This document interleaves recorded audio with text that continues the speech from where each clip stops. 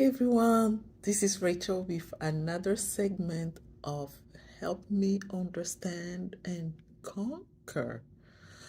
Today I'm going to cover food to avoid or minimize when you deal with arthritis.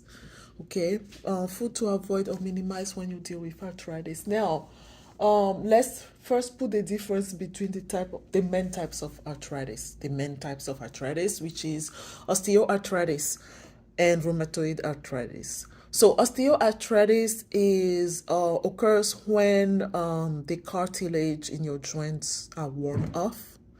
That cushy thing in your joint is worn off, to make it as simple as possible. And so there is less cushion, there is things are not as smooth anymore. And this typically occurs with aging and also overusage of the joint. Let's say, for instance, a tennis player, a right-handed tennis player, because he's likely going to use the right as opposed to a professional right-handed tennis player, that is, right? But anyway, ultimately, it will not be surprising to have osteoarthritis in that right elbow. That's an example. So depending on the career and the usage of your joint, it can kind of, move things along. And what with osteoarthritis, it typically is asymmetrical. So it will happen in the joint that is being overused. And so as you age, you start being a little more challenged with that joint. The other one, rheumatoid arthritis, is more immune. It's an immune issue where your body actually attacks your own joint. And so the big thing about rheumatoid arthritis is it tends to be symmetrical. So if you have rheumatoid arthritis, you'll struggle with both sides of the body. It will be, the both joints, hands, knees, things like that. So that's the big difference if you are trying to put the difference between the two. Now, can some people have both? Yes, absolutely. Because if you are dealing with osteo and then you have the autoimmune immune issue on top of it, or you have the autoimmune already rheumatoid, and then with the aging osteo adds on to it. So those are the type of arthritis, the main arthritis that many people deal with, because there are some other type. With that said,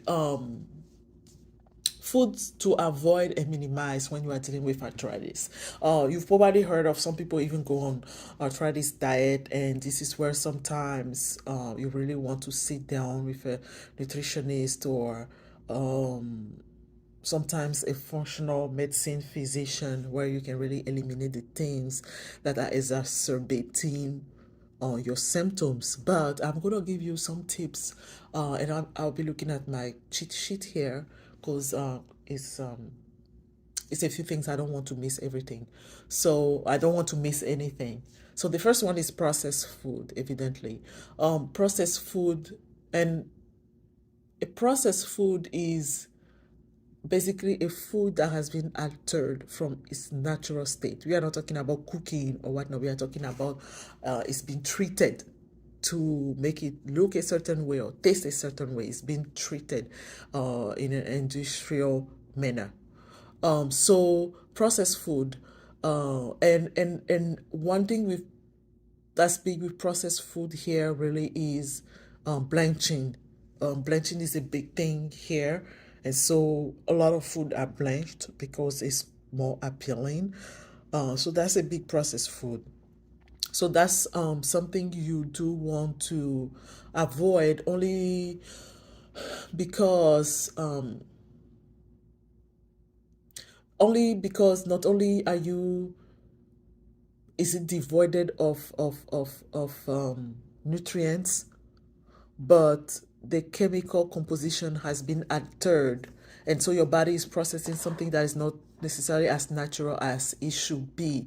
So when you are dealing with inflammation or arthritis symptoms, like blanching, what it does is it will interfere with our gut bacteria. It interferes with our gut bacteria, and our gut health has a lot to do with regulating, you know, um, inflammation, if I can put it that way. Not It's not the whole gut, but the bacteria. When you have incompetent or overcompetent bacteria, it can be a challenge to you.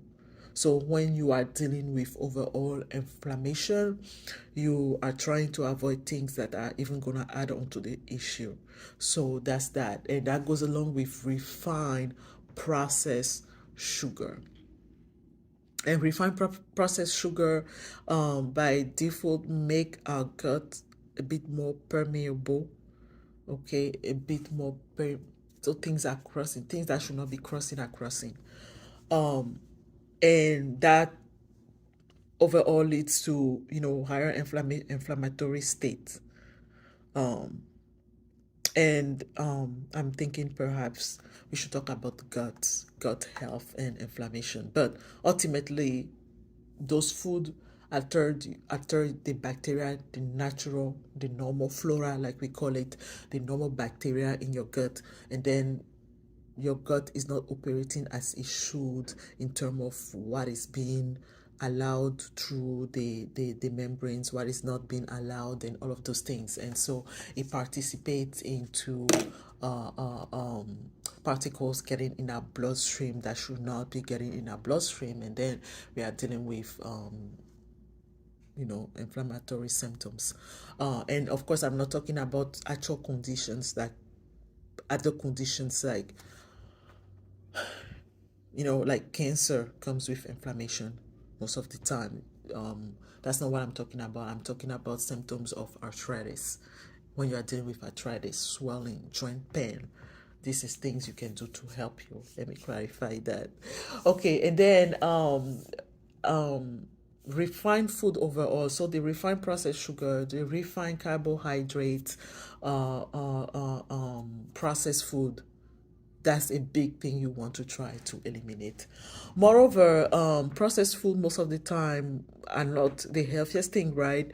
And they participate to raising your low density lipoprotein, like the bad cholesterol.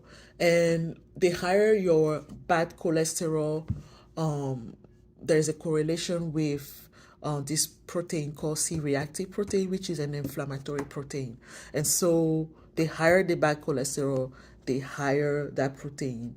And so more towards inflammation.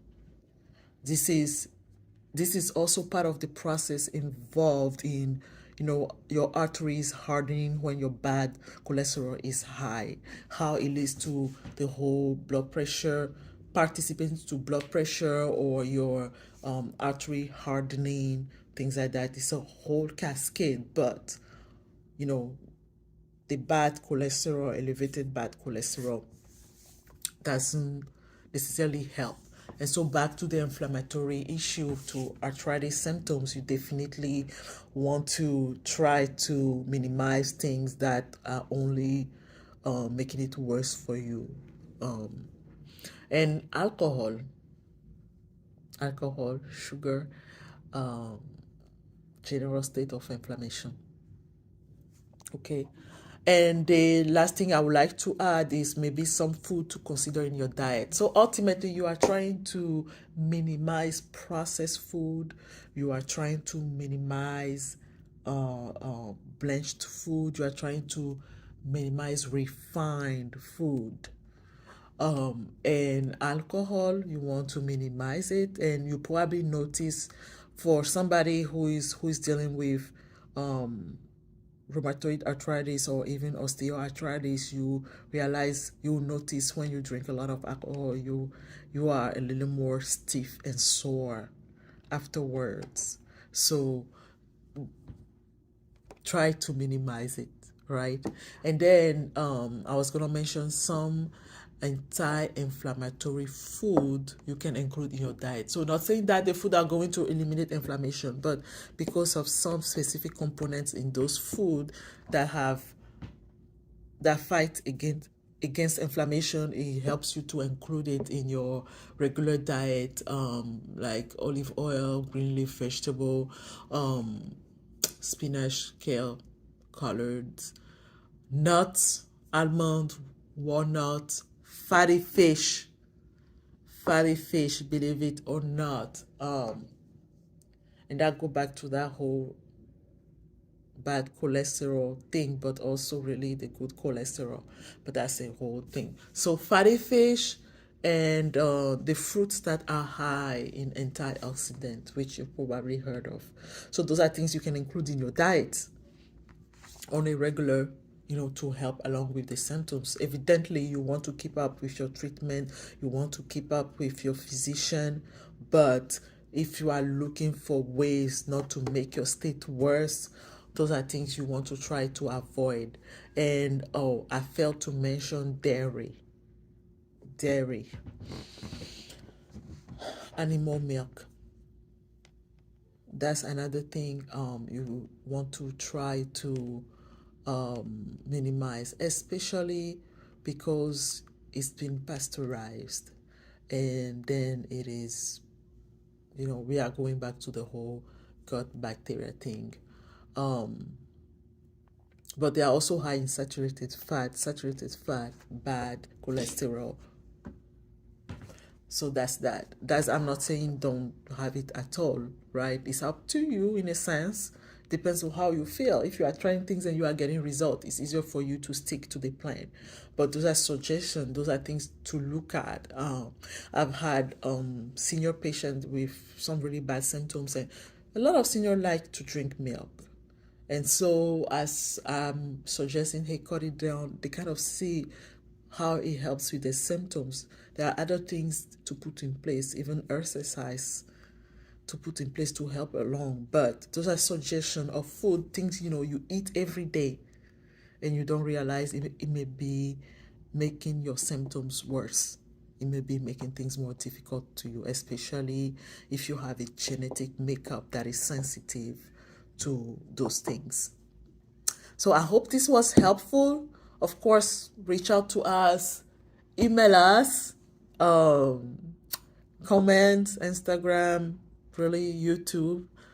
Comment if you have questions, but email us if you do have questions or need clarification. And I wish you a wonderful one. Bye.